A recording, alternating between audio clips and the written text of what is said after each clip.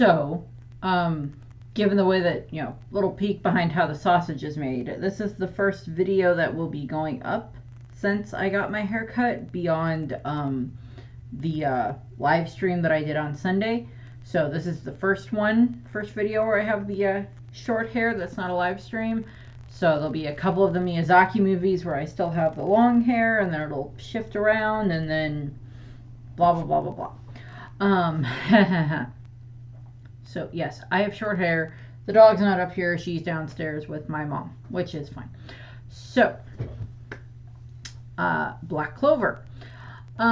So originally I was not actually going to talk about the main person that I'm going to talk about today, mostly just because they're not like exceedingly major in regards to stuff, but I'm like, no, they are leader in Black Clover, and I will talk about them. So today I'm going to be talking about the Seabed Temple and Gifso, who is the high priest of the Seabed Temple. He is also the grandfather of Kyoto and Kahano in Black Clover, who are the two,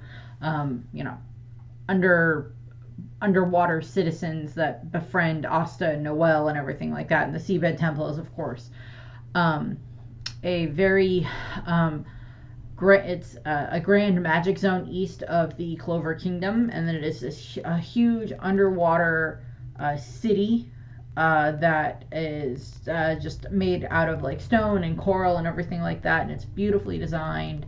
And within it there is the Seabed Temple that is very vast on the inside. It is a place where the Black Bulls end up going, so that way they can try to get one of the magic stones that they need at the beginning of the series. And what ends up happening is they basically get put into kind of a battle royale tournament style thing by Gifso.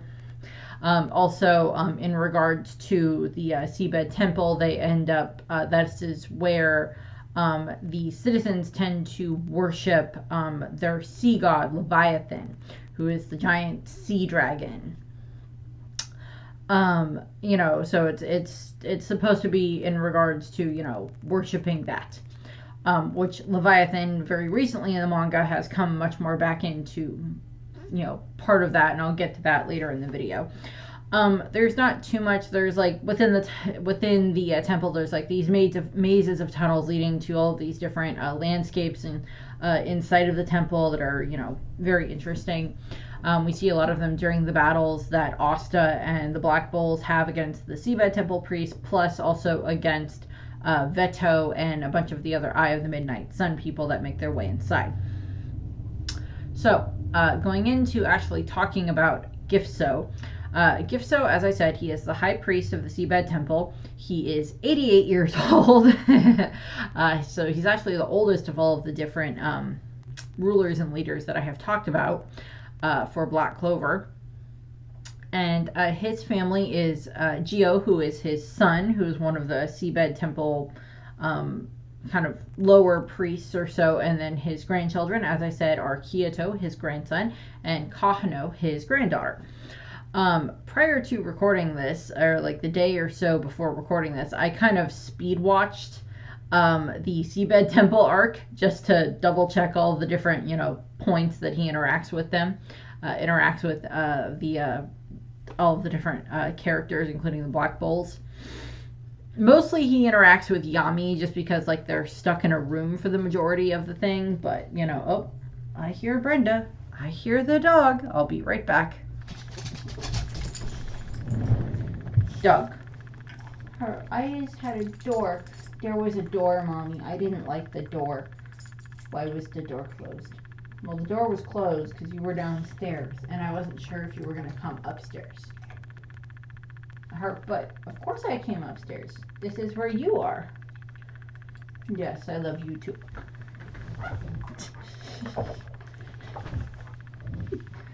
Pretty girl. I can add to the hair over my eye, and it's not as frustrating as it is normally if I have the long hair.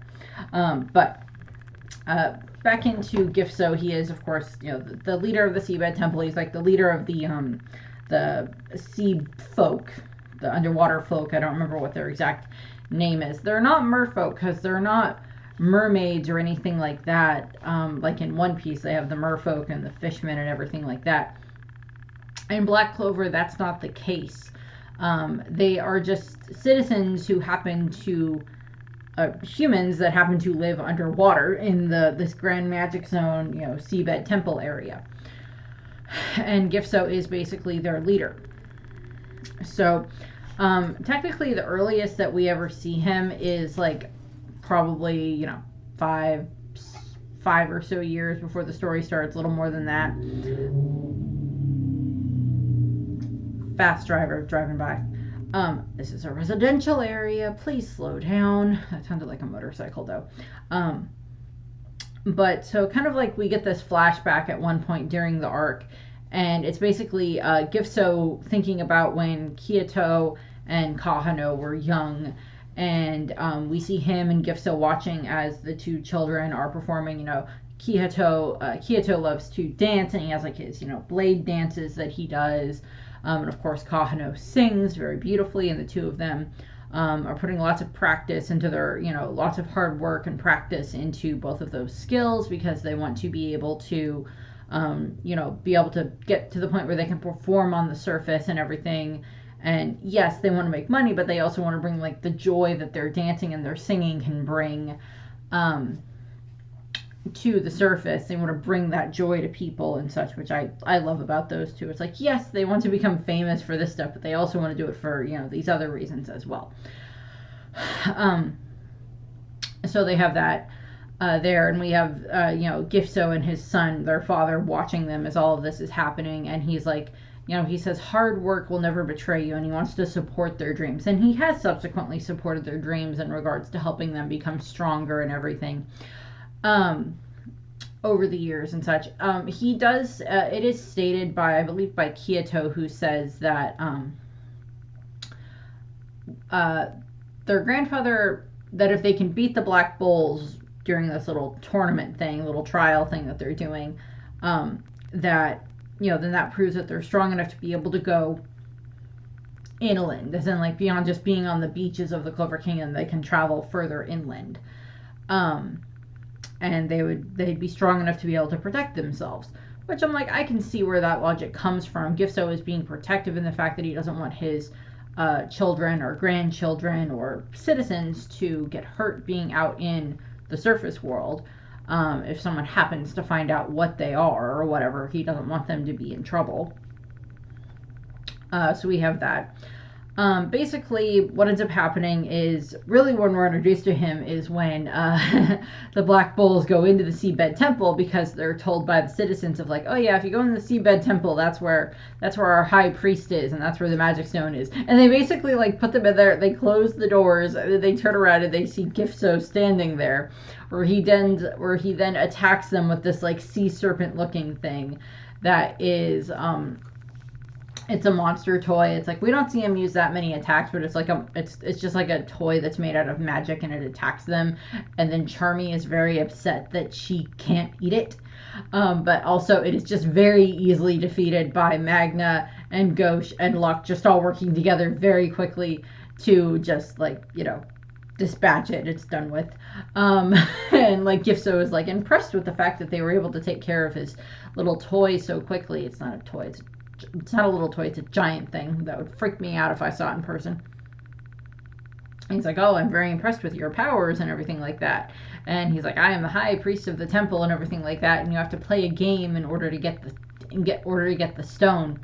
And he ends up joking, and this is, him being a pervert, because we have to have an old pervert guy in almost every single anime or manga somewhere in there. Why is that a thing? Isn't Gauche bad enough?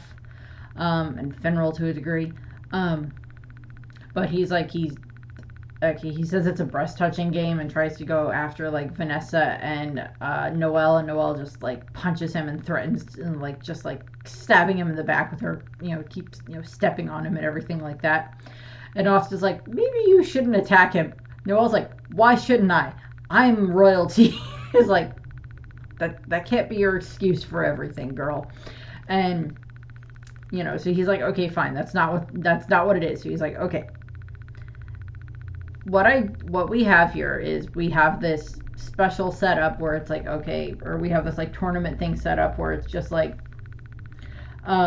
he basically ends up explaining, I don't know how to explain this. He's just like, okay, so here it is. This is what the challenge is. You fight against my priests, and if you defeat them, then I'll give you, after the end of this, whoever has the most people standing, if you defeat all of my priests, then I will, I'll give you the magic stone. And at one point, he ends up trying to attempt to bribe them with like women and food and alcohol, to try to persuade the Black Bulls into being part of this. Yami's like, okay, fine. And then he Gifso like introduces all the priests, and we see them all wearing like these sea creature type masks, which are pretty cool. Pretty cool in that regard. And so we see them, and then Gifso uses his grimoire to unleash this huge amount of like water that like gobbles everybody up except for him and Yami as well, and it like drops everyone into different areas all around the temple, and then it brings him and Yami to this like observation area, and Yami's like, no, I want to be a part of this tournament, and then Gifso's like, but I have alcohol and food, and he's like, plus I can, and Gifso's also like, plus I can tell that having you as part of this tournament would be extremely unfair to everybody else. And Yami's like, yeah, you bet it is, and he's just like, yeah, sure, I'll stick here and like eat and drink with you while the rest of my subordinates are out fighting your priest. I was like, Yami, this is not good behavior. But it's Yami, so what are you gonna do?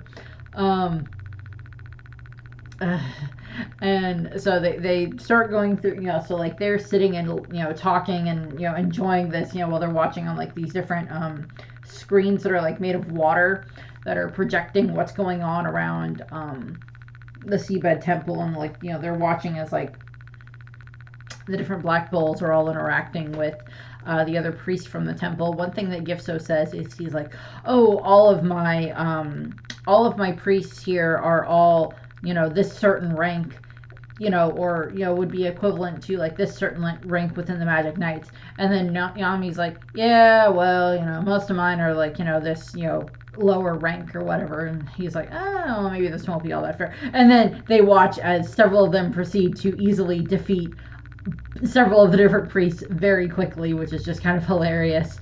So they just have all that laughing going on there as Yami finds that exceedingly funny, as Gifso's just like, oh, maybe these weren't the best ones, but he's like, I have certain priests in here that are quite capable, and he's like referring to Gio and Kahano and Kyoto, his son and grandchildren. He's referring to them, that they're very, very strong and everything like that, which they are. Throughout the course of it, we see Kyoto fights against Asta, so they have that fun interaction there where they kind of get to know each other. And of course, Kyoto is able to take down Charmy pretty quickly and everything, but Kahano is able to take down Charmy pretty quickly by singing, and then she goes off to fight Noelle. So Gifso has a lot of faith in his son and grandchildren and their abilities, which I like. So we get to watch like Gifso watch as a bunch of all of the different Black Bulls fight against the priest, and he finds some of it very amusing. He has his like toys and traps like chase around Finral and some of the other ones to cause them trouble and everything, which is just funny. Him and Yami aren't exceedingly involved in what's going on in the temple. They're basically providing like commentary from like the booth. So I like how that's set up, where it's just like they have all the screens in front of them, and then they're just running commentary from the booth. Also, all of these different matches are being projected outside of the Seabed temple for the citizens of the Seabed area. So that way they can watch it, and they're like cheering and everything like that. So they have that fun bit. But of course, can't be all fun and games. During this time frame, what ends up happening is is where Veto shows up, and he crashes into the temple, takes out Geo very quickly, which it makes Gifso very, very upset because his son got attacked in not like a fun, fair type of way, much more brutal than just, fighting against their opponent until they either just give up or until they're, unable to move or whatever the case may be, for how it's been going so far for the different, interactions with the characters for the two different sides. Hi, please don't fall off the bed. That would be bad. And what ends up happening is, of course, so they're watching as this is happening, and Yami tries to cut his way out, but he can't because one of the other Midnight Sun members has wrapped them in, spatial magic, so they can't escape and get out of the temple and get back in to help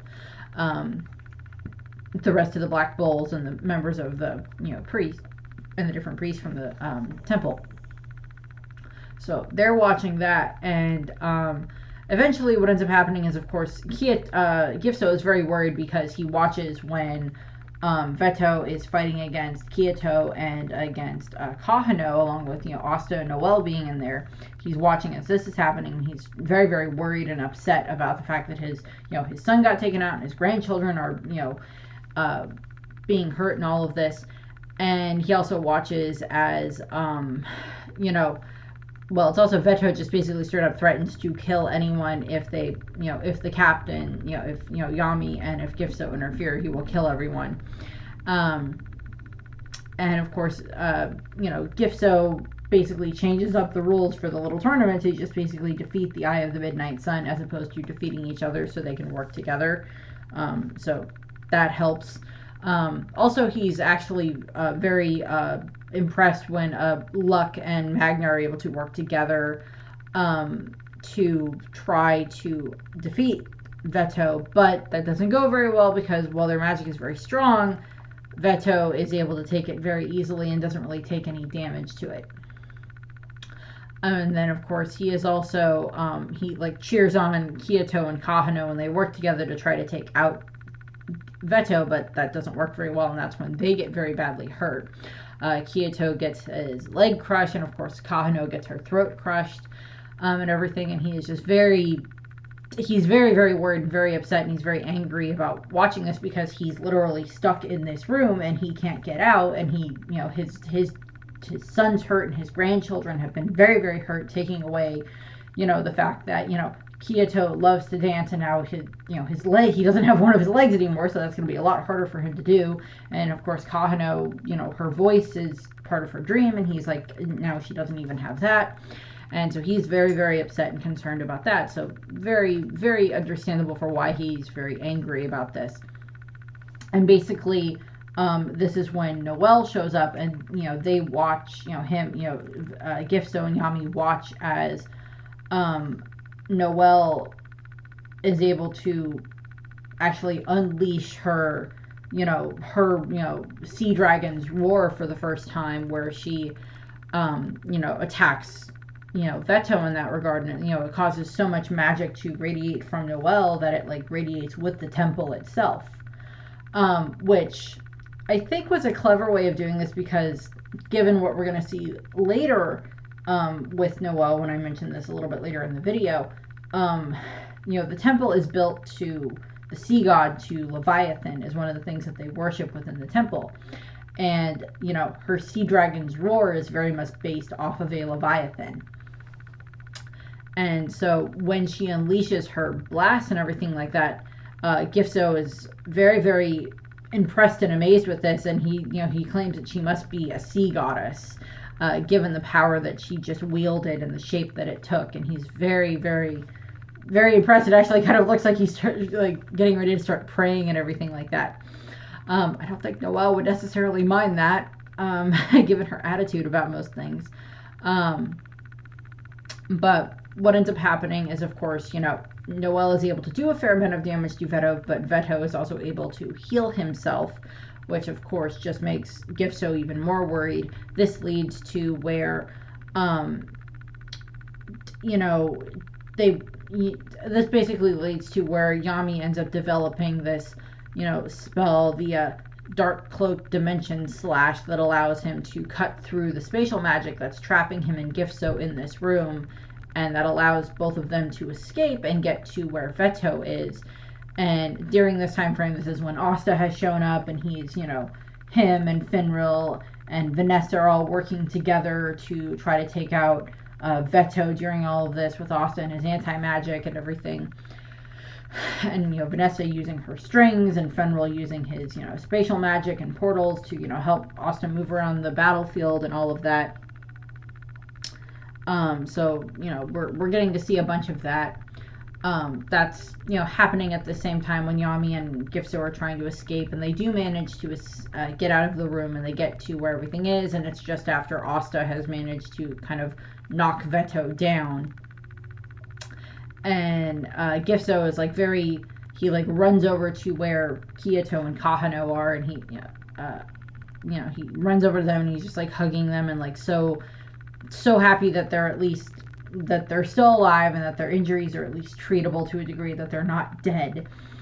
And he's very worried about his son and everything like that. We see he's like, I'm so sorry I made you participate in this. This was not my intention. He blames himself for the injuries that his family has sustained and everything like that because of his little game. And he's very grateful to the Black Bulls for what they were able to do. And of course, during this time frame is of course when also Veto wakes up again, and Yami has to use his new attack on Veto to finally take out Veto for that session. We know that Veto comes back later with the elves again, because he's just put into a new body. So they have that whole thing. But what ends up happening is, of course, Gifso reveals that actually what happens is Gifso's like, I will give you anything that you wish for what you did and everything like that. And Yami's like, I just want the magic stone, that's all. And Gifso's like, sure, okay, yeah, you can have it. We don't actually know what it does. Yeah, we have it here, but I have no idea what it's for. And he's like, yeah, sure, here, have it. And Yami's like, thanks. And then they actually stay there in the temple for overnight or the next couple of days or whatever. Well, the Black Bulls are allowed to recover, and Gifso gives them this big party afterwards and everything like that. And he actually says that they are welcome to come back anytime for a big party, which we don't really see come to fruition yet, but I'm hoping that happens at some point. But kind of the next time that the Seabed Temple is involved is much more recently, just leading up to Judgment Day. What happens is the Leviathan actually awakens from his slumber and ends up looming over the Seabed Temple. And Gifso and the others are okay, it's seeking a very strong water mage for it to make a bond with, for it to make a contract. And Kahano brings Noel down so that way Noel can actually make the contract with Leviathan and become the dragon's partner for the time frame. Whether that's going to end up being a permanent thing where the Leviathan ends up being the way that Belle is with or the way that Rouge is with Vanessa, that'll be kind of an interesting thing. But we'll see what happens there. I don't remember beyond Gifso just being there when they have this interaction with the Leviathan. I don't know how involved he is in it. It's mostly Kahano that has gone and brought Noel down to help with that. I would like to see them show up. I would like to see the priests show up and help with some of the fighting that's going on for Judgment Day in the Clover Kingdom, because if you can't stop, Lucius and everything that's, causing all the problems in the Clover Kingdom at the time, then what good are you going to be? It's if you can't stop it there, then he's just going to keep rolling through all the other kingdoms and making all of his paladins from your fallen loved ones and everything like that. So, yeah. In regards to magic, that battle prowess and everything like that Gifso has. So he has his game magic is mostly what he has. So he has the monster toy, which is the giant beast that he's able to create, and then he has the temple shuffle, which is where he is able to scatter all of the different players around. He has a large amount of magic, magical power and everything like that, because he's on the same level as a senior magic knight type of a thing. So he'd be pretty You know, if he was like within the Magic Knights, he'd probably be pretty high up. Maybe a captain, maybe not. It would depend. And such. And he's very good at like sensing other people's power levels and everything like that. And then like his grimoire is just like, it's a 3-leaf grimoire, but it's, you know, it's got like this pretty bluish, you know, coloring on it. And for some reason, when I looked at it the first time, like the way that it looks for like the design on it, I would say that it maybe looks a little bit like it's supposed to have like little barnacles on it, which I think would be kind of cute because he is underwater, you know, within the Seabed Temple. I mean, the Seabed Temple itself is in like a water, like a giant air pocket underneath the water, so it's not like the temple is 100% underneath the water all the time, you know, as in, you know, it's like surface, ocean, air bubble with the Seabed Temple in it. And I like that. I would like us to see them again. I would like to see Kahano again, and Kyoto, and all of that stuff. I mean, we do see them during like the little arc where they're having like the little festival rewards thing. For the Magic Knights, we see them show up there after what happens with the Witch Queen after that arc. Where the Witch Queen gives her blood, so that way they're able to use the blood from her blood magic to be able to heal, you know, Kyoto's leg and reattach it and fix it so it's all back to where it's supposed to be, and then fix Kahano's voice, so both her and her brother can, you know, continue their dreams. I would like to see something where at the end, because I'm not really going to get the chance to talk about Kyoto or Kahano anywhere else in this regard.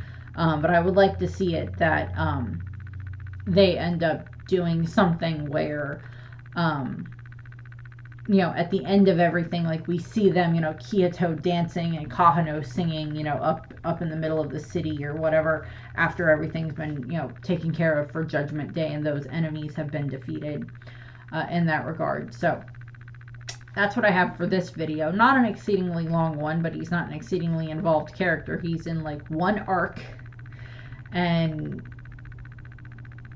that's about it. And he's not even like involved in like really any of the battles in the arc.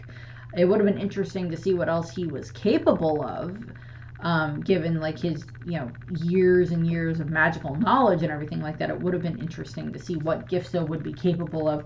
I mean, like, I don't think he would have fared much better against Veto than like some of the others did, but you know, just seeing like him and Yami having like just like an exhibition match type of a thing, like what we've seen the captains do before, would be kind of interesting to watch. Just to kind of see how his magic would interact with Yami's and with other magic in general. That would just be kind of fun. What other types of things he would be able to do with his game magic. So that's what I have for this one. I thank you for watching. I hope you enjoyed the video. And I hope you have a nice rest of your day. Bye!